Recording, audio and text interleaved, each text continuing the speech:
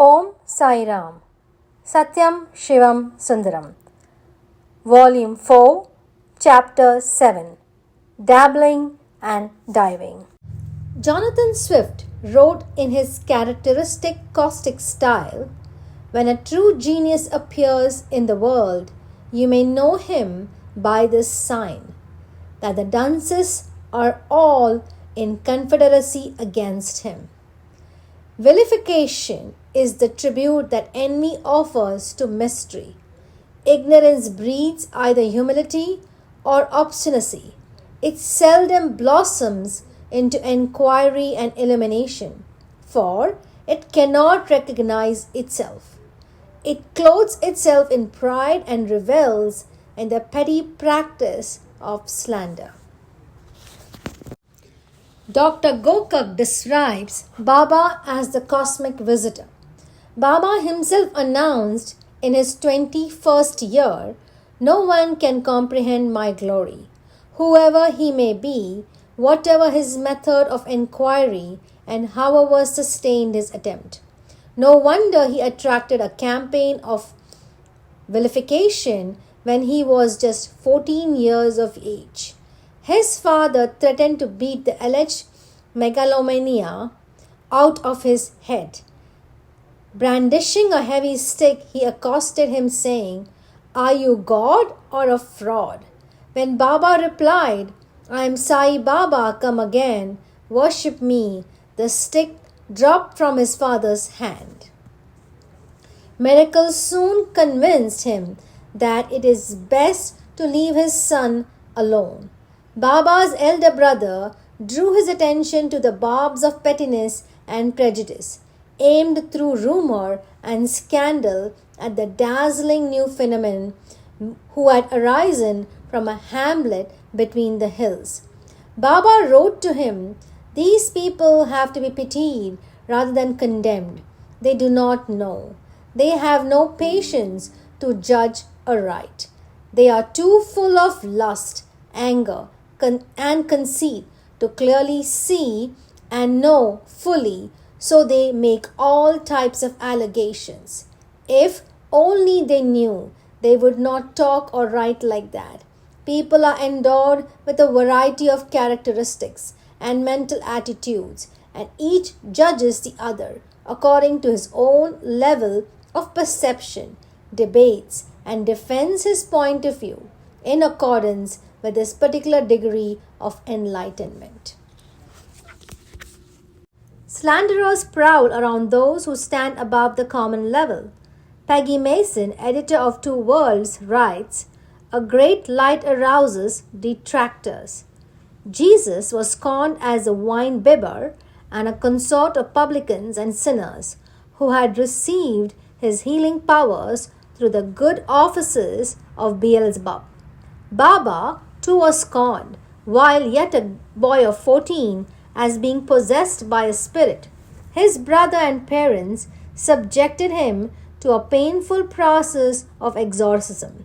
The villagers of Puttaparthi spread the story that the boy was possessed by some local spirit which, through their efforts in that direction, would soon set him free. Baba says that detractors only help in separating the chaff from the grain, and even this by itself is sufficient reason to welcome them. Baba is an open book. There is nothing exotic or esoteric about him, nor is there any trace of abracadabra in his teachings. His ministration has no mysterious ceremonial or initiatory rite. He is ever intent on giving and forgiving.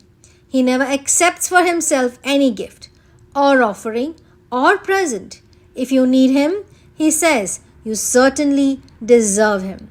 He is by your side when you call, no matter where you may be, and love is the only currency he deals in. Invokes a sense of unity. Therefore, institutions trying to propagate and promote special cults, purveyors of dubious remedies, and agents of exclusive roads to the abode of God naturally try to keep their own flocks intact by means of slander. Baba declares before hundreds of thousands of people, belonging to every caste, creed, and religion, and assembled from every part of the globe.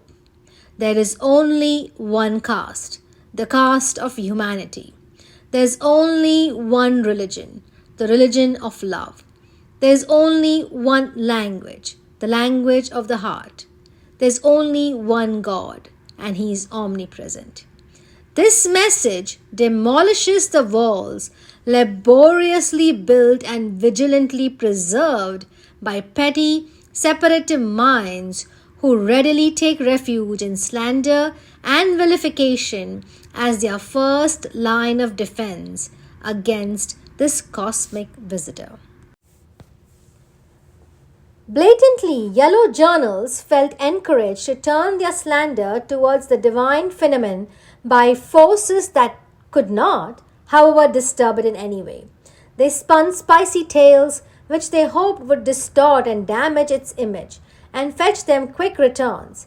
Periodicals that were restrained were prompted into this nefarious adventure by those having vested interests.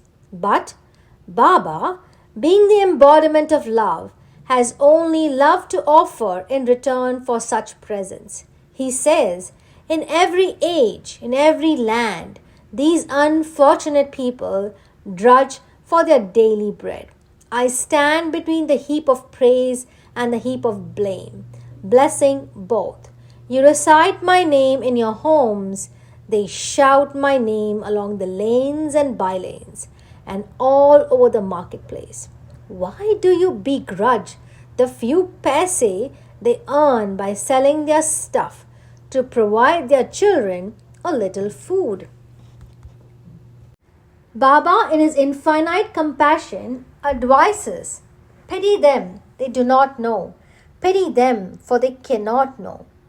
When I proposed to publish the first part of his biography, Satyam Shivam Sundaram, in 1954, after a 6-year stay in his presence, he at once demurred, saying, readers will not accept the book as authentic, since they do not know and they cannot know my truth. They will treat it like a fairy tale, as they do the Arabian Nights. Wait, I have still to make the world eager and ready for that book. Now, people will doubt your sanity. Later, they will blame you for underestimating me. And this happened exactly. The book was released in 1960. On 8th February 1962, I received a letter from Swami Abhedananda, for long a resident of the ashram of Bhagwan Ramana Maharshi in Tiruvannamalai, who had recently met Baba. In my humble opinion, an avatar is only a particle of the Supreme Brahman, descending on the earth simply to moderate the ups and downs of humanity and to elevate their imaginary woes. He then went on to charge me with the sacrilege of underestimating Sai Baba, saying, he seems to me to be the perfect Purna Brahman, personified to end the unsettled state of the world, to rectify human defects, and to bring man to realize his own true nature and its bliss. The superstition. Another group of people who cannot be happy with the divine phenomenon in their hemisphere are the rationalists. They are allergic to the very idea of God. And here is Baba declaring that he is God and that everyone is God, including those who deny. Such people adore only their ego or their ism. They called a halt to their logic. Somewhere about the 40s of the present century, before Eddington, Jeans, Freud, Jung, and Einstein highlighted the limitations of science, science has now humbled itself before the inscrutability of the cosmos. The universe is a thought of God, says Jeans. The cell and the atom, matter and energy, are dealing surprise after surprise on syllogisms and systems laboriously built by hoary pundits of science. The once respected faculty called intellect has been discarded as a superstition by frontline thinkers in biology, psychology, and physics. As Paul Brunton writes, if anyone considers all the evidence of intention and failing to believe that a higher power directs all comes only to atheism, it is because the mind which such a person considers as evidence is already closed by bias or ill-balanced by emotion, upset by suffering, or too distracted by the five senses, or is faulty in yet some other way. Atheism is kept alive by the tendency to rebel against adult beliefs. It is a sign of juvenile stubbornness. Some propagate this cult because they have no courage to accept a stance considered out of date, while others behave in that manner for being unhappy themselves. They desire to undermine whatever happiness is available to others.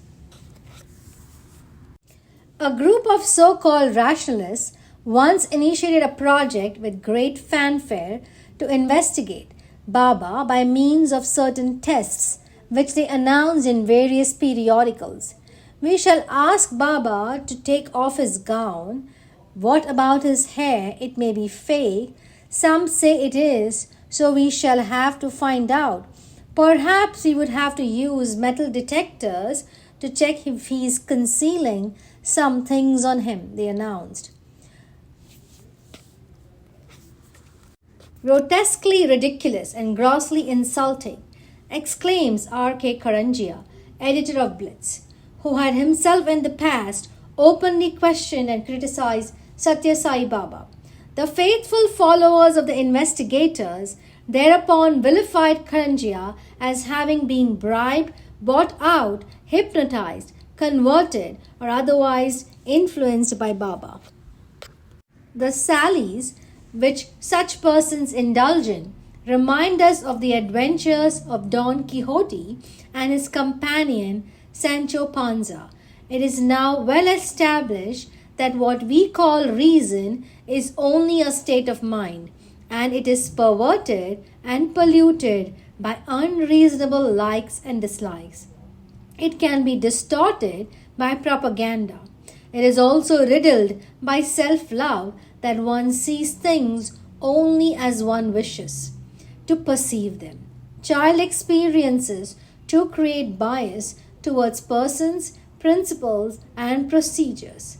But more than all other defects, our reason suffers from a tendency to rationalize prejudices in order to salve the conscience and shield the ego from guilt. Take off the gown, pull up the hair, pass a metal detector over the body. No wonder the Sancho Panzas were laughed off the stage.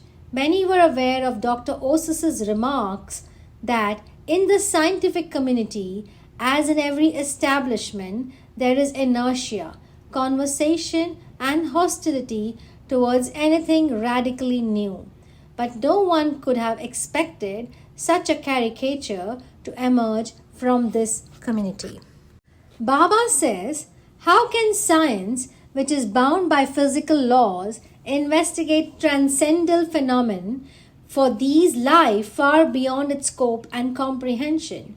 I have repeatedly declared that those who want to understand me are welcome here.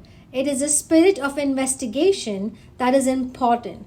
Foreign parapsychologists have come here and examined me in a positive and constructive spirit.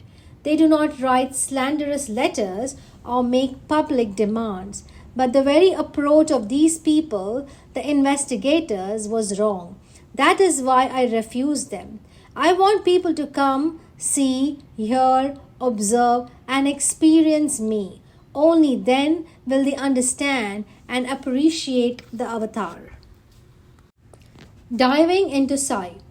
Dr. Carlos Osis, a director of research from the prestigious American Society for Psychical Research, and his friend and fellow worker, Dr. E. Harrelson, visited India 3 times, met many people who had a long association with Baba, journeyed thousands of miles on fact finding assignments, and stayed at Prashanti Nilayam for months together, seeing, hearing, studying, observing, and experiencing.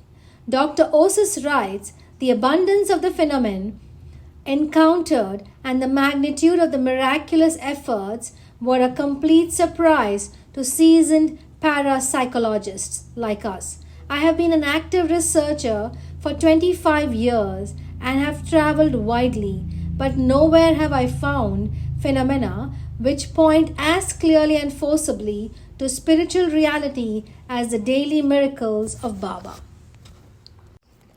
Baba says those who wish to secure pearls must dive deep to get them.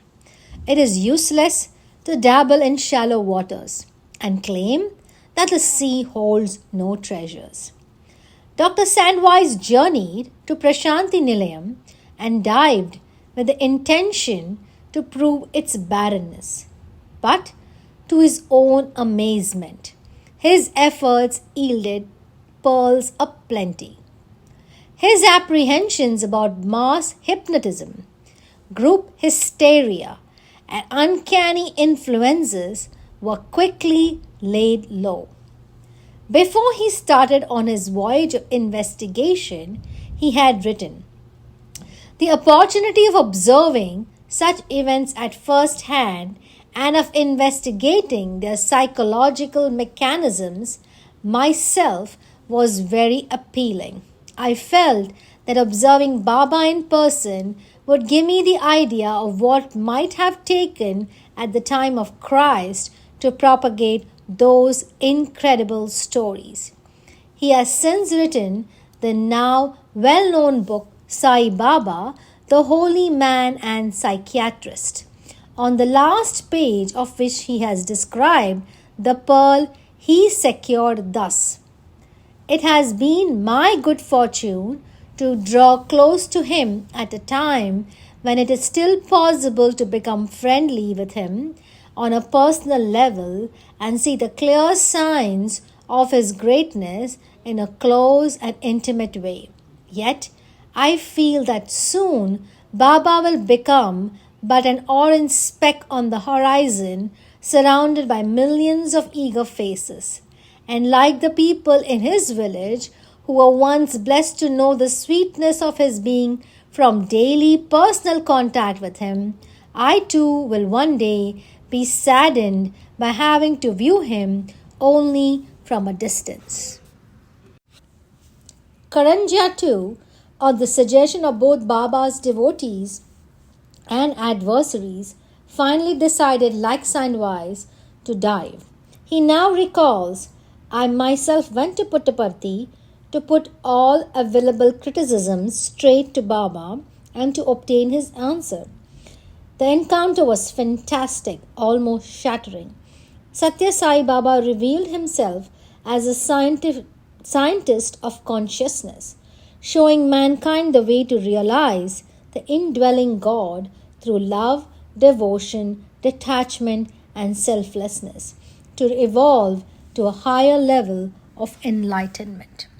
The false dichotomies created by Western thought between man and God, Purusha and Purushottama, simply do not exist in the Hindu scriptures, which propagate the emergence of God in man and man in God as the basis of religion. Baba personifies this philosophy. Baba's holy mission leads us deep into the spiritual significance of the cosmic drama. It aims to first unmake the materialistic, ego-bound man and then remake him in the image and likeness of God. Karanjia goes on to quote the English version of a Telugu poem, which Baba once sang as a prologue to one of his discourses. I am the dance master. I am Nataraja, the Lord of Dance. You are all my pupils. I alone know the agony of teaching you each step of the dance. Ruminating over the cosmic dimensions of the agony that this poem tries to express, Karanjia writes, to one who carries the burden as well as the glory of human agony, campaigns of calumny indulged in by a few misled people can hardly touch him. And as simply and naturally as Christ's plea from the cross for forgiveness for those who know not what they do, Baba blesses the calumniators. To those who are troubled by his assertion that man is divine, the question asked is, as God is omnipresent, can he not be found in man? To those who feel hurt by his treating the rich as lovingly as the poor, the reply is, they bring to me their troubled hearts and sick minds. I cure them by asking them to divert their wealth and power to spiritual ends like seva. Those who will have him perform a miracle which suits their taste must first understand that he is no performer. What we call a miracle is, in fact, only a concretization of his love. Baba only explains articles that can be worn by devotees are given by me so that by wearing them, the recipient can keep contact with me throughout his life.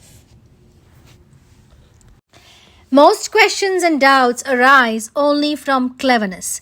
The reason is used, as Aldous Huxley says, to create internal and external conditions favorable to its own transfiguration by and into the spirit. Huxley goes on to assert that cleverness has given us technology and power. Therefore, we believe, in spite of all evidence to the contrary, that we have only to go on being cleverer in a yet more clamorous way to achieve social order, international peace, and personal happiness. In accordance with Bhagavan's constant advice, let us now resolve to understand ourselves by transfiguring reason into spirit rather than disfiguring it into cleverness. Let us determine to resolve our own mystery. Only then, says Baba, can we hope to understand him, to understand that we are a part of him.